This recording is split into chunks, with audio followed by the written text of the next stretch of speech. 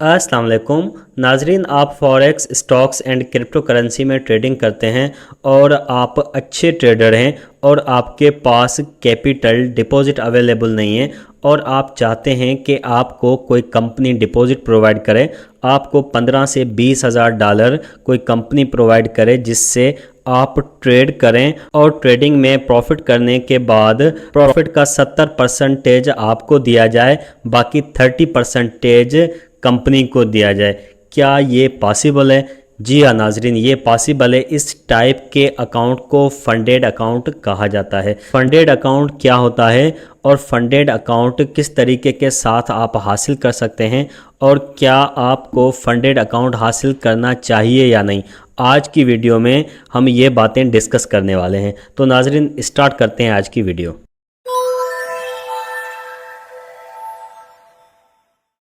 नाजरीन, मुख्तलिफ़ कंपनीज़ होती हैं, मुख्तलिफ़ फ़र्म्स होती हैं जो कि फ़ंडेड अकाउंट प्रोवाइड करती हैं।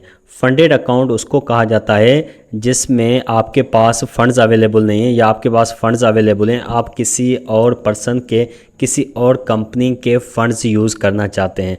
नाजरीन, कंपनीज़ फ़ंड्स प्रोवाइड करती हैं 15,000 डॉलर से 20,000 डॉलर यानी कि बड़े अकाउंट्स प्रोवाइड करती हैं और उन बड़े अकाउंट्स पे आप ट्रेडिंग करेंगे।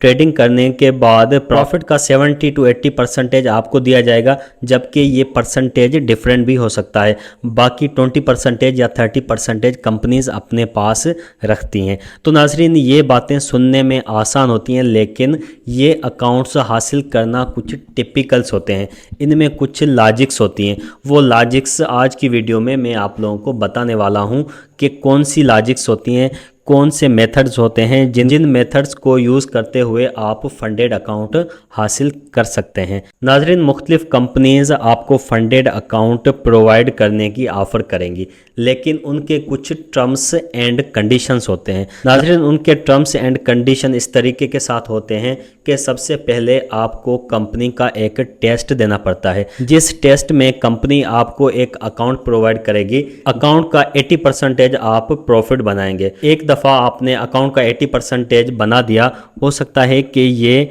तुक्के में बन गया हो या बाय चांस बन गया हो, तो इसी वजह से कंपनीज दूसरी दफ़ा फिर टेस्ट लेती हैं जिसमें 70 to 80% फिर से बनाना पड़ता है। तो इस तरीके के साथ कंपनीज 2 या 3 दफ़ा आपका टेस्ट लेंगी और हर टेस्ट की फ़ीस होती है। हर टेस्ट की 200 से 300 डॉलर्स फ़ीस होती है। वो फ़ीस पे करने के बाद ये टेस्ट आप देंगे। अगर आपका टेस्ट क्लियर हो जाएगा तो टेस्ट क्लियर होने के बाद कंपनीज आपको अकाउंट प्रोवाइड करेंगी। नाजरीन, यहाँ पे कुछ क्वेश्चंस पैदा होते हैं कि क्या कंपनीज हमसे कोई क्वेश्चन करती हैं या कुछ पूछती हैं कि क्या आपको कितना टाइम हुआ है ट्रेडिंग में, आपको कितना टाइम हुआ है जो आप टेस्ट देना चाहते हैं। तो नाजरीन, कंपनीज कोई भी क्वेश्चन नहीं करती हैं, डायरेक्ट आपसे फ़ीस लेंगी।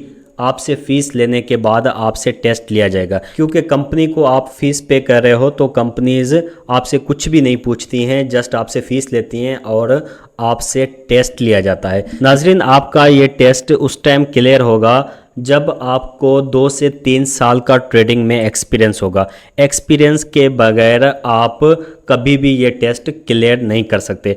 और दूसरी बात कि इसकी 200 से 300 डॉलर्स फ़ीस हो सकती है। तो नाजरीन, मैं आप लोगों को यहाँ पे एडवाइस दूंगा कि क्यों ना आप अपना अकाउंट स्टार्ट करें। कंपनीज़ के पीछे भागने की क्या ज़रूरत है, जबकि आपके पास अगर 3 साल का एक्सपीरियंस है, 3 साल के एक्सपीरियंस के बाद भी आप 300 या 200 डॉलर्स कंपनी को दे रहे हैं। कंपनी को 200-300 डॉलर देने के बाद अगर आप टेस्ट क्लियर नहीं करते हैं तो आपके 300 डॉलर वैसे ही चले जाएंगे। तो नाजरीन, आपने अपना अकाउंट स्टार्ट करना है, अपना रियल अकाउंट स्टार्ट करना है, तो उस पर आपको ज़्यादा एक्सपीरियंस हासिल होगा और उस पर आप ज़्यादा प्रॉफिट हासिल कर पाएंगे। अगर आप प्रॉफिट हासिल नहीं कर पाएंगे फिर भी आपको एक्सपीरियंस हासिल होगा। नाजरीन, ट्रेडिंग है ही एक्सपीरियंस। अगर आपके पास अच्छा एक्सपीरियंस है ट्रेडिंग में, अगर अच्छा एक्सपीरियंस है तो आप ट्रेडिंग में सक्सेसफुल हो। नाजरीन, कुछ कंपनीज़ की लॉजिक मैं आपको बताना चाह रहा हूँ।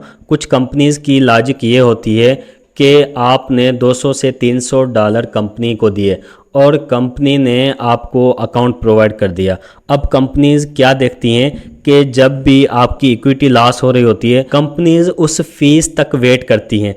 उस फीस तक अगर आपका कैपिटल, आपकी इक्विटी डिडक्ट हो जाती है तो आपका अकाउंट बंद कर दिया जाता है, आपसे फंडेड अकाउंट वापस लिया जाता है। तो नाजरीन, यहाँ पे लॉजिक वही पैदा होती है कि जितनी आपकी इक्विटी थी, असल अकाउंट आपका वही था। नाजरीन, लास्ट क्वेश्चन आ जाता है कि फ़ंडेड अकाउंट आप किस तरीके के साथ ले सकते हैं। नाजरीन, आप गूगल पे लिखेंगे फ़ंडेड अकाउंट तो नीचे बहुत सारी वेबसाइट्स खुल जाएंगी। तो नाजरीन, जो वेबसाइट आपको रेटिंग में अच्छी लगे उससे आप फ़ंडेड अकाउंट ले सकते हैं। नाजरीन, मैंने ना कभी फ़ंडेड अकाउंट यूज़ किया है, ना मैंने अपने कभी क्लाइंट को लेके दिया है, क्योंकि मेरे पॉइंट ऑफ व्यू से फ़ंडेड अकाउंट से अपना रियल अकाउंट चलाना काफ़ी बेहतर है। तो नाजरीन, आज की वीडियो फंडेड अकाउंट के बारे में थी। उम्मीद करता हूं कि फंडेड अकाउंट के बारे में मेरी पॉइंट्स आपको समझ में आई होंगी। अगर आपका कोई क्वेश्चन है या आपकी कोई पॉइंट है तो आप कमेंट बॉक्स में वो पॉइंट लिख सकते हैं। मैं कोशिश करूंगा कि आपको उस पॉइंट का रिप्लाई दे सकूं। तो नाजरीन, आज की वीडियो यहाँ तक थी। उम्मीद करता हूँ ये वीडियो आपको पसंद आई होगी। So thank you so much. अल्लाह हाफिज़।